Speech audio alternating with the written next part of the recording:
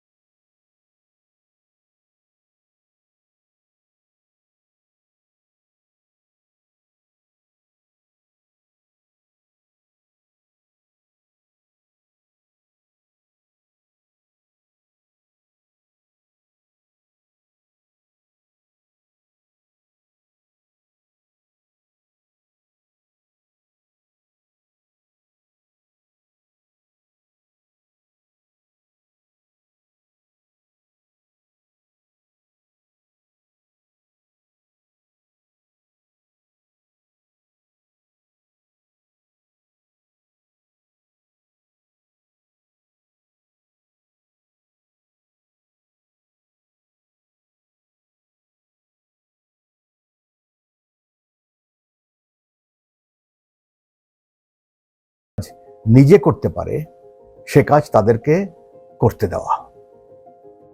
Do not try to do things for them that they can do for themselves. বার্ধক্যের অনেক সমস্যার মধ্যে নিজের মতো করে কাজ করার শারীরিক ক্ষমতা হারানো একটা অন্যতম সমস্যা। নিজের কিছু একান্ত ব্যক্তিগত কাজ না করতে পারাটা অসহায়ত্বের নির্মম পরিহাস।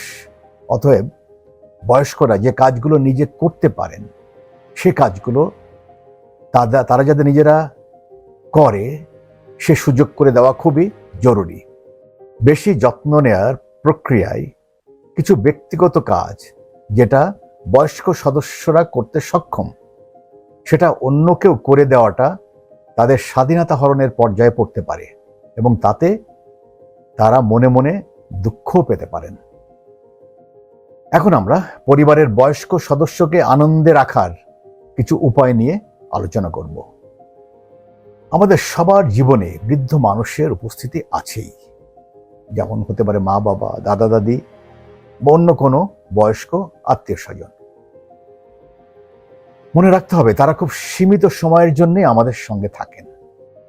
তারা একদিন আমাদের জীবনের প্রথম পার্টি বাড়াতে সহায়তা করেছেন, আর এখন তাদের জীবনের শেষ দিনগুলো কাটানোর জন্য আমাদের সাহায্যের দরকার। বয়স্ক আপনজনদের জীবনের এই সন্ধিক্ষণে তাদের সাথে ঘনিষ্ঠভাবে সময় কাটানো খুবই জরুরি। আমাদের বয়স্ক আপনজনদের সাথে কিভাবে আনন্দঘন পরিবেশ সৃষ্টি করে সময় কাটাতে হয় সেটা জানা না থাকলেও সেটা খুব দোষের কিছু না। আমরা তাদের জীবনকে অর্থবহ করে তুলে তাদের সাথে কিভাবে আনন্দদায়ক সময় কাটাতে পারি সেটা নিয়ে এখন আমরা আলোচনা করব। তার মধ্যে 1 নম্বর হচ্ছে তাদের সাথে কথা বলতে হবে। Talk to them. এটা খুব জরুরি একটা বিষয়। এটা সহজ একটা কাজ, কিন্তু এটাকেই আমরা সব থেকে বেশি অগ্রাহ্য করে থাকি। অনেক বয়স্ক মানুষ যাদের জীবিকার জন্য কোনো কাজ করার শারীরিক বা মানসিক যোগ্যতা নেই বা প্রয়োজনও নেই, তারা কেবল তাদের মনের কথা একটু বলতে চায়, তারা কিছু আগ্রহী শ্রোতা চায়। বয়স্কদের তেমন কোনো চাহিদা থাকে না, তারা চায় তাদের সাথে আপনজনেরা একটু কথা বলুক, তাদের পাশে একটু বসুক। এ বিষয়টা আরো প্রকট হয় যদি কোনো বৃদ্ধ মানুষ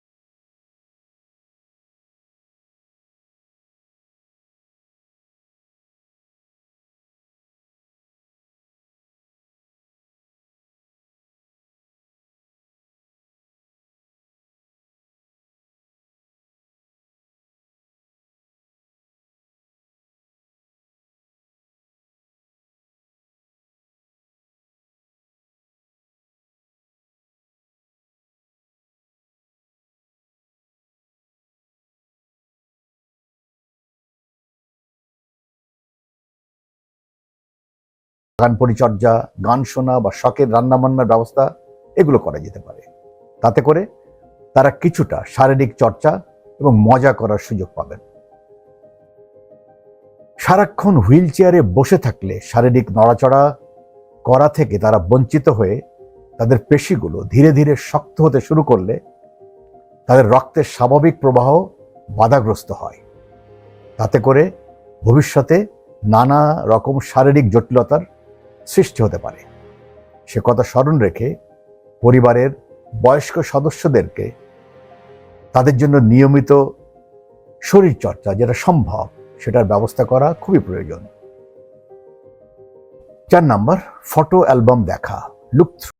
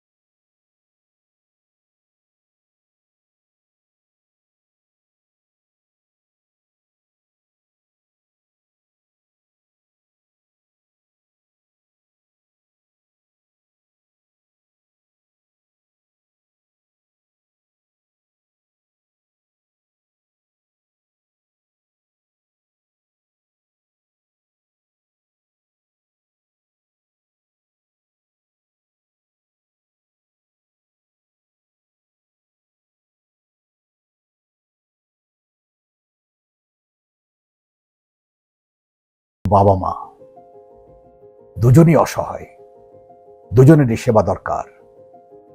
একদিকে জীবন পাহাড়ে আরোহণরত সন্তান, অন্যদিকে পাহাড়ের চূড়া থেকে হড়হড় করে নামতে থাকা বৃদ্ধ বাবা মা।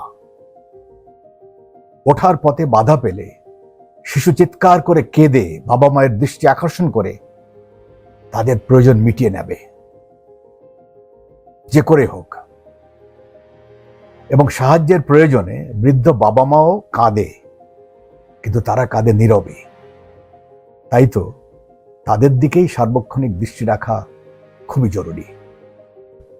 বৃদ্ধ বাবা মাকে সেবা শুশ্রূষা করার জন্য যে বিষয়গুলো সন্তানদের মনে রাখা দরকার, সেগুলো নিয়ে আমি এখন আলোচনা করব। 1 নাম্বার, সদয় থাকা, বি কাইন্ড। বৃদ্ধ বাবা মার সেবার জন্য যেটা সবচেয়ে বেশি প্রয়োজন সেটা হলো তাদের প্রতি সদয় থাকা। ঋণ শোধের জন্য না হলেও ওই অবস্থাটা আপনারও নিয়তি, আপনিও ওখানে একদিন যাবেন, সেটা ভেবে হলেও তাদের ব্যাপারে আন্তরিক হওয়া খুবই জরুরি। 2 নাম্বার, যেচে তাদের খোঁজ খবর রাখা, রিচ আউট টু দেম। বৃদ্ধ হলে বেশিরভাগ মানুষ তাদের আপনজনদের কাছ থেকে কিছু চাওয়ার ব্যাপারে তারা কেমন যেন অনিচ্ছুক হয়ে পড়েন। এটা এক ধরনের অভিমান বলা চলে। আসলে এতকাল যারা কেবল দিয়ে নিজেকে নিঃস্ব করে তৃপ্ত হয়েছেন, চাওয়াটা তাদের জন্য কষ্টের ব্যাপার বই কি। প্রবাহমান কর্মব্যস্ত হাইওয়ের একধারে অসহায়ের মতো নিষ্কর্ম হয়ে দাঁড়িয়ে থাকা অসহায় মানুষের মতো তাদের মধ্যে এক ধরনের জড়তার সৃষ্টি হয়। তারা তাদের ছেলে মেয়েদের জীবন প্রবাহে কোনো রকম বাধা হতে চান না, কিন্তু তারা আশা করেন ছেলেমেয়েরা তাদের খোঁজখবর নেবে।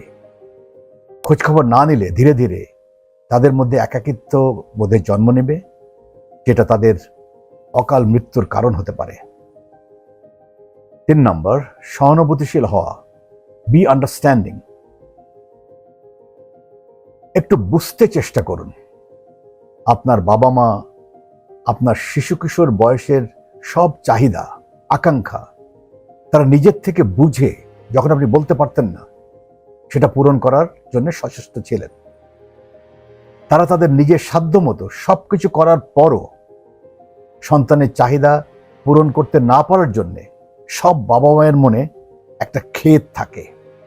সন্তানেরা যখন বড় হয় তখন বাবা মায়ের চাহিদা বোঝার চেষ্টা করাও সন্তানের দায়িত্ব। তারা না বললেও আপনার যেমন ছোট বয়সে তারা তাদের থেকে নিজের থেকে বুঝে নিয়েছিল, আপনারও সে চেষ্টা করা দরকার।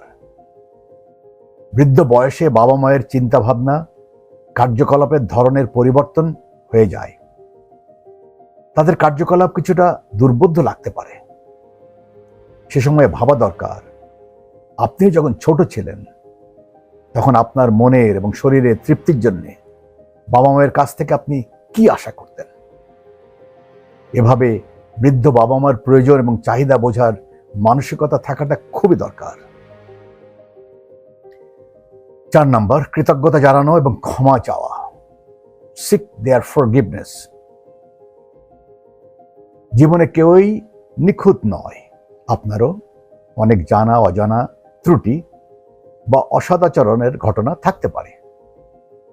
তার জন্য বাবা মায়ের কাছে ক্ষমা ভিক্ষা করা খুবই জরুরি।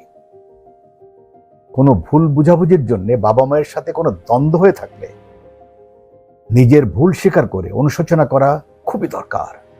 মনে রাখতে হবে, নমনীয়তা সব সমস্যার সমাধান করে দিতে পারে। প্রকৃতপক্ষে জীবনে সুখী হতে হলে নমনীয় থাকা দরকার। 5 নম্বর, ক্ষমা করা, ফরগিভ দেম।